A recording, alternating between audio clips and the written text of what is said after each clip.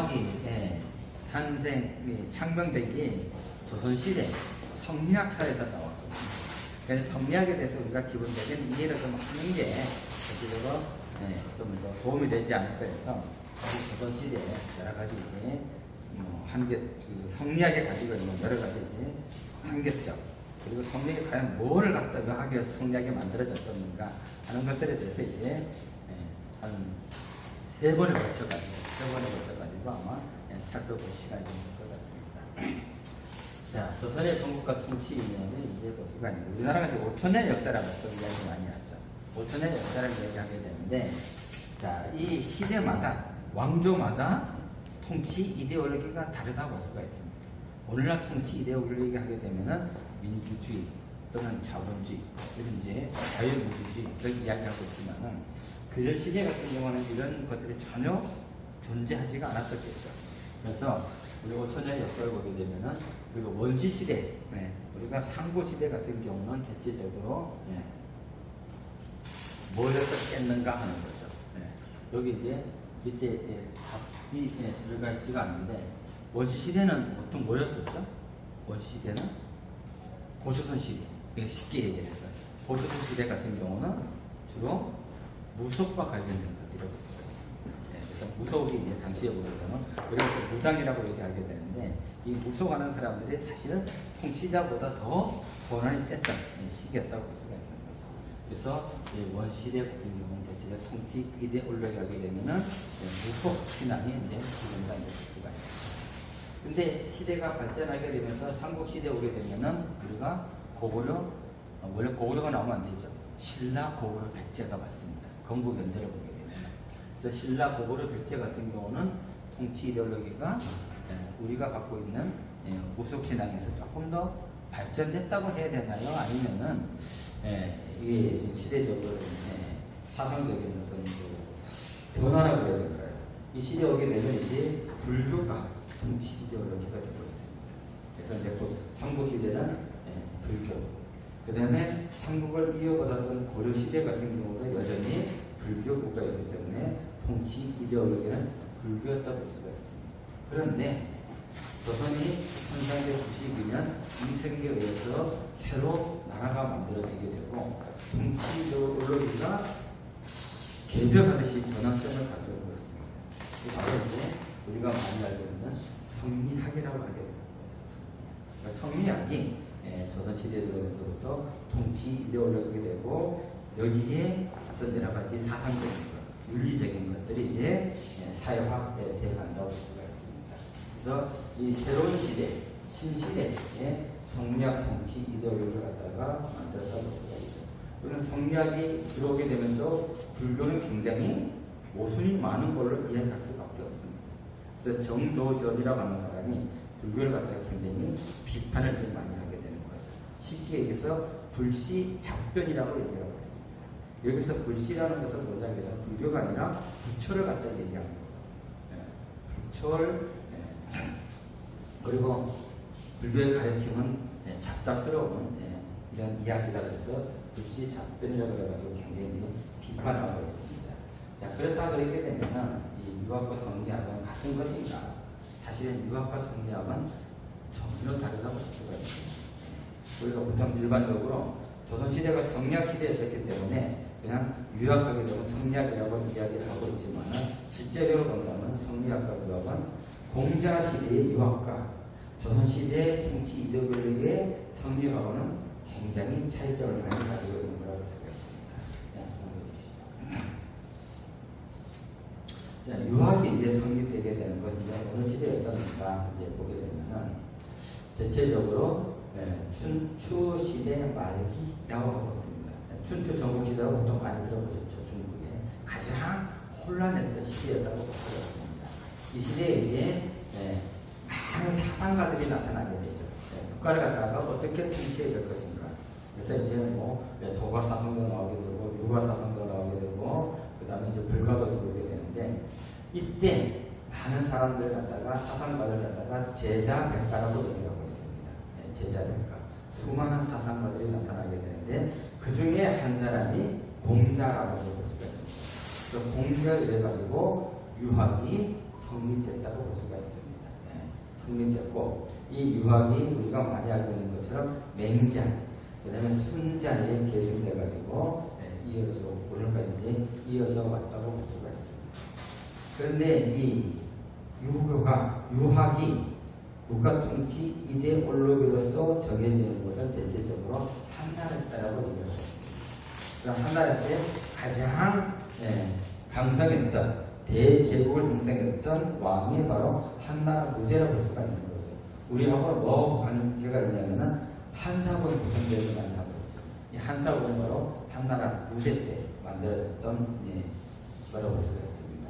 이때 한나라 무제가 이 국교를 갖다 만드는데 바로 유학을 갖다가 국교를 만들고 있습니다.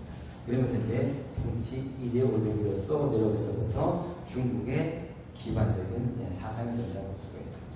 근데 중요한 것은 중국의 기본적인 사상은 사실 유가가 아닙니다. 도가입니다. 도가인데 이 항우제 때 와서 유가가 통치 이데올로기가 되면서부터 지금까지 이제 내려온다고 볼 수가 있습니다. 근데 한나라 이후에 중국의 지배 사상을 보게 되면은 송나라, 원나라, 명나라, 청나라 때가 보통 유학의 통치 이데올로기였다고 볼 수가 있겠고요. 그리고 한나라 역사에 보게 되면 수나라와 당나라 시대가 있었습니다. 이 수나라와 당나라 시대는 유학이 통치 이데올로기가 아니고 뭐였죠?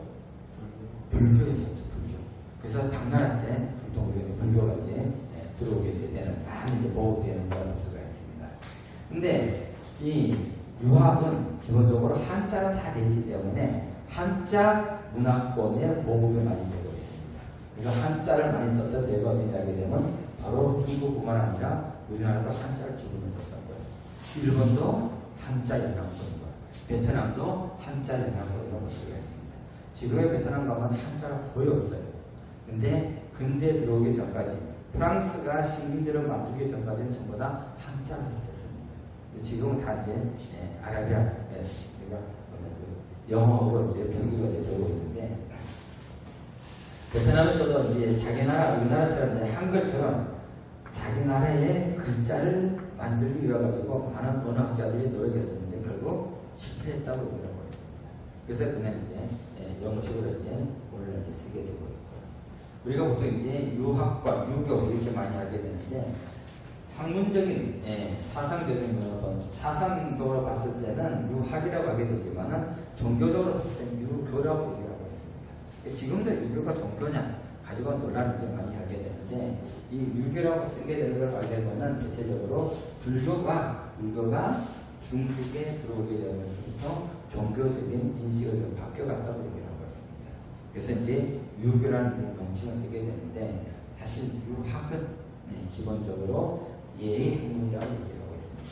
사람이 살아갈 때 어떤 예절을 가지고 예의를 가지고 살아가야 될 것인가 태어나면서부터 죽을 때까지 이 예를 중심으로 해가지고 기본적으로 하는 학문이 바로 유학이라고 볼 수가 있겠고 하는 통치학이라고 얘기를 많이 하고 있습니다.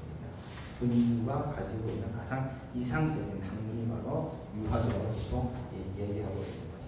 이런 것이 이제 기본적으로 이제 유학의 하나의 기본적인 내용이라고 볼 수가 있겠고, 넘겨주시죠.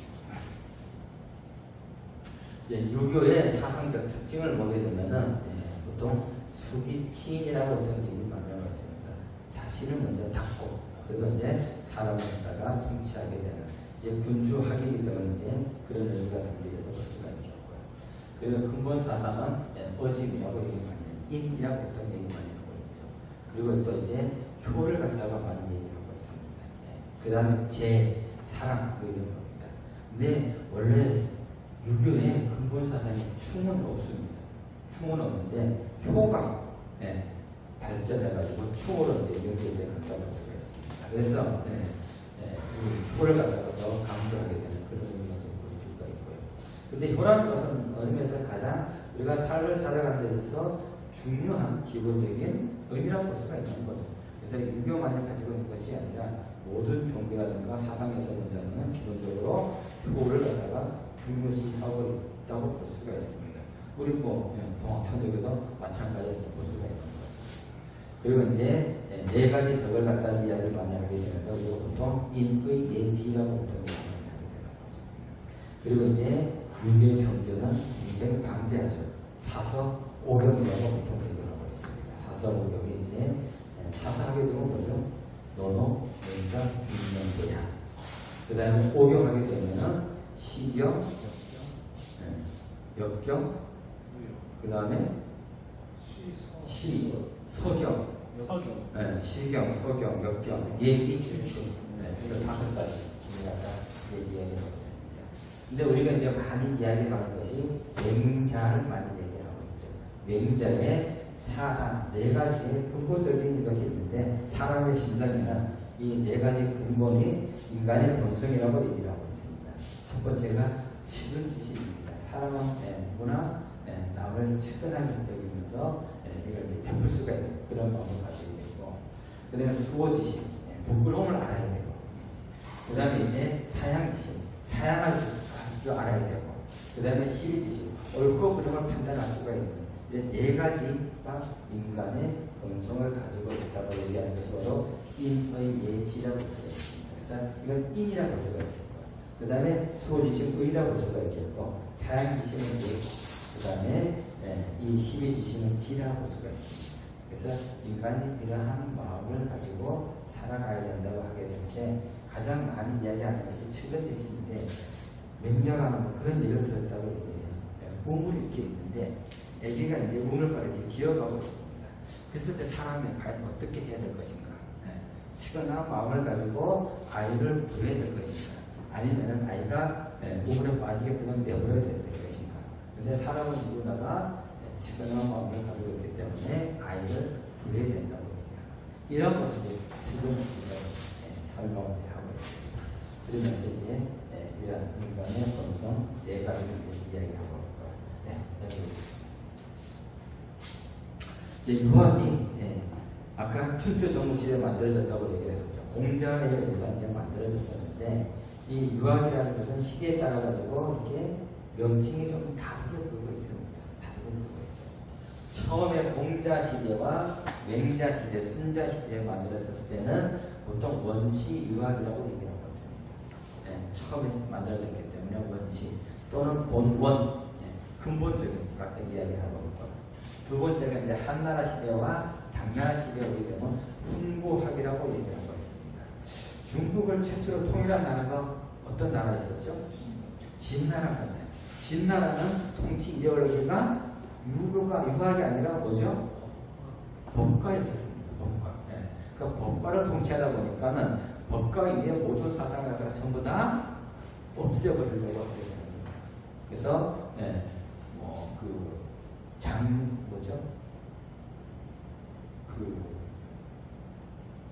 유학의 모든 책을 갖다 걷어가지고 불태워버려요.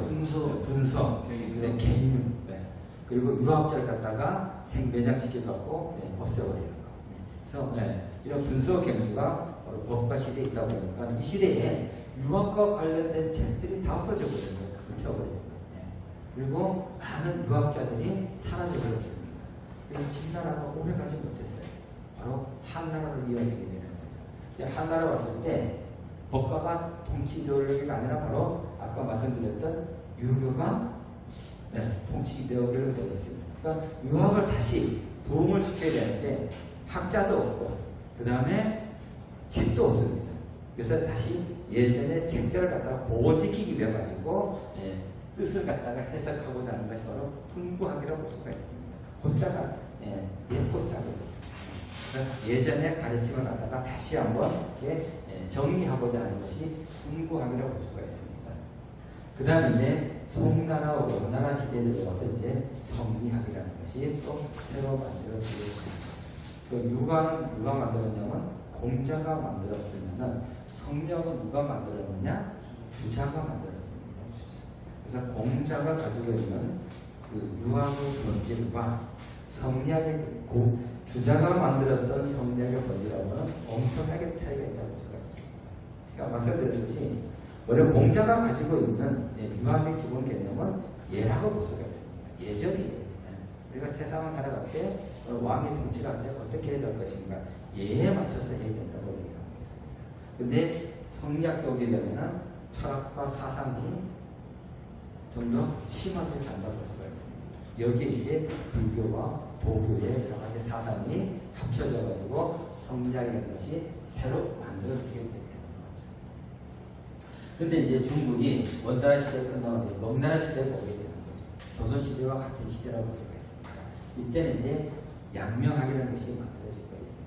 그래서 양명학은 유학 중에서 이와 기를 가지고 보통 얘기를 많이 하게 되는데 이 양명학은 마음을 가지고 얘기를 많이 하고 있습니다.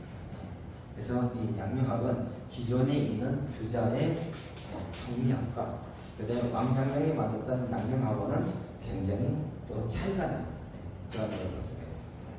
그 다음에 이제 청나라 쪽에 보중학이라고 해가지고 기존에 해왔던 그 유학을 갖다가 새롭게 정리하려고 하게 되는 거죠. 어떤 것이 옳고 그른가 판단하게 되는. 그러면 이제 새롭게 정리하고자 하는 것이 보중학이라고 볼 수가 있습니다. 예, 우리 조선 시대가 명나라와 같은 시대였음에도 불구하고 명나라의 통치 이데올로기는 양명학이었었거든요. 근데 조선은 여전히 성리학 시대라고 볼 수가 있습니다. 그러니까 성리학이 그만큼 조선 시대에 미친 영향이 컸다고 볼 수가 있습니다. 그 위에 보게 되면 근대에 들어서 뭐 실학이라든가 공양학이라든가 이런 것들이 이제 새롭게 다양하게 이제 해석되고 있는 것을 볼 수가 있습니다. 그래서 이 유학은 이렇게 시대에 따라 가지고 좀 다른 모습들을 이제 살펴볼 수가 있습니다. 보시죠. 자, 이제 성리학이 만들어지게 되는 배경이 가장 중요하다고 볼 수가 있습니다. 그리고 공자가 만들어진 때하고 성리학이 만들어졌을 때하고 차이점이라고 볼 수가 있는데 중국은 원래 이제 한족이 만든 나라잖아요. 중국은 한족이 이제 중심이라고 볼 수가 있는데 실제적으로 한족이 만들었던 나라는 많지가 않습니다. 전부 다 이민족이 만든 국가가 더 많아요. 한나라가 이제 한족이 만들었던 나라고 그 이후에 있었던 수나라와 당나라 같은 경우도 한족이 만드는 나라가 아니라고 얘기하고 있습니다. 이민족이 만드는 나라. 그 다음에 이제 한족이 만든 나라가 송나라라고 볼 수가 있습니다. 원나라는 몽고족이 만들었잖아요. 그리고 또 이제 명나라가 한족이 만든 나라라고 볼 수가 있습니다. 청나라 같은 경우는 만주족이 만들었잖아요. 근데 기본에 한족이 가지고 있는 기본적인 이데올로기가 있었는데 이 이데올로기가 이민족에 의해 가지고 송나라가 원래 이제 여덟 개 있었는데 나중에 이제 금나라라고 하게 되는 오랑캐에 의해 가지고 거란족이죠. 거란족이 송나라의 기본이었던 병경, 지금의 베이징입니다. 북경이라고 볼 수가 있는데 이 북경을 갖다가 이민족이 차지해버렸어요. 그러다 보니까 한족들이 어디로 내려가게 되느냐?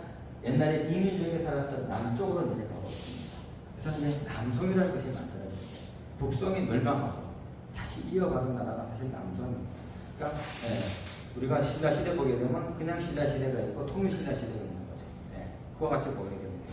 그래서 송나라는 250년의 역사를 가지고 있지만은 사실은 절반은 북송시대고 절반은 남송시대라고 볼 수가 있습니다. 근데 성리학이 만들어지게 되는 거가 이 시대 때 보게 되면은 이 한족이 이민족하고 형제 관계지만은 형은 송이 형의 나라입니다.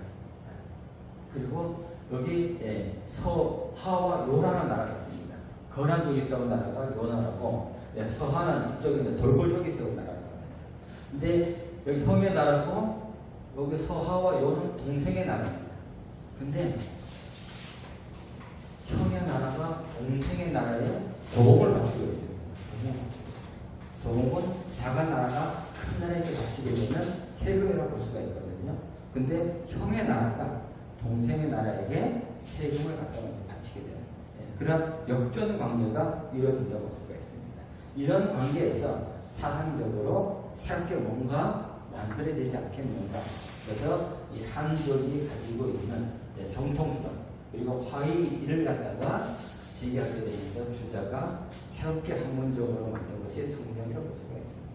그 성리학이 아마 이러한 걸 거치지 않았다 하게 되면 성리학이 아마 나오기가 쉽지 않았을 거예요.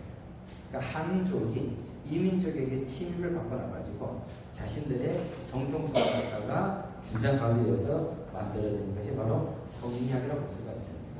그러면서 본다면 사실은 이 성리학이 지정학적인 조건을 가지고 만들어지게 되는 시대적 배경이라고 볼 수가 있습니다. 그래서 이제 남송 때 결국 원나라의 몽고족에서 이제 완전히 멸망한다고 볼 수가 있는데 이 남송 시대 때 유자에 대해 가지고 이러한 관계에서 이제 만들어지는 것이 성리학이라고 볼 수가 있습니다. 자, 성리학이 만들어지기는 이제 사상적 배경을 보게 되면 주자라는 사람은 기본적으로 불교 신자였습니다. 불교 신자였었는데 나중에 유가로 전향을 했다고 볼 수가 있습니다. 그래서 불교에 대해서 해박한 지식을 가지고 있습니다. 그래서 불교에 대해서 굉장히 비판을 하고 있습니다. 그래서 불교를 어떻게 비판하게 되느냐? 개인적 입신양명만 거하고 있다. 그래서 국가라든가 아니면 사회를 갖다가 구제하기보다는 자기만의 개인 여기 있는 것처럼 자신을 위해서 여러 가지 참선을 하게 되고 하게 되는 이러한 모습 볼 수가 이제 있다고 볼 수가 있겠고 그러다 보니까는 가정과 사회 구조에 대해서 등한시한다고 볼 수가 있습니다.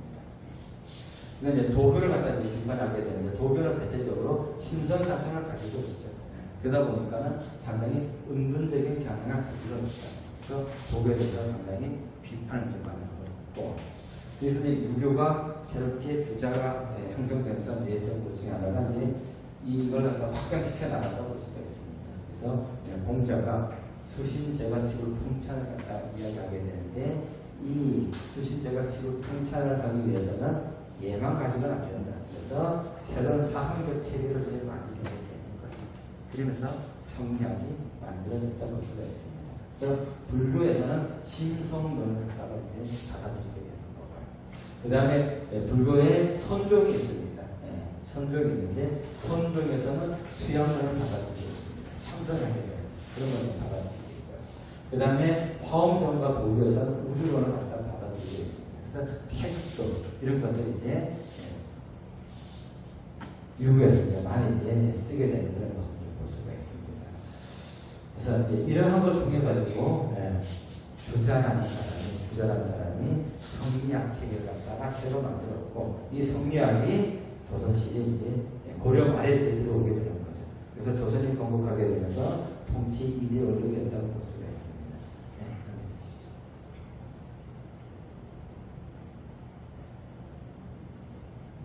성리학의 구조는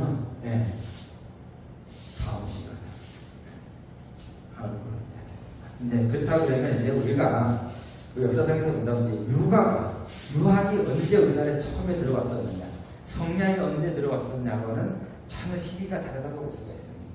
그러니까 유교가 우리나라에 유학이 언제 들어왔느냐, 언제 들어왔을 것 같아요? 유학은 언제 우리나라에 들어왔다?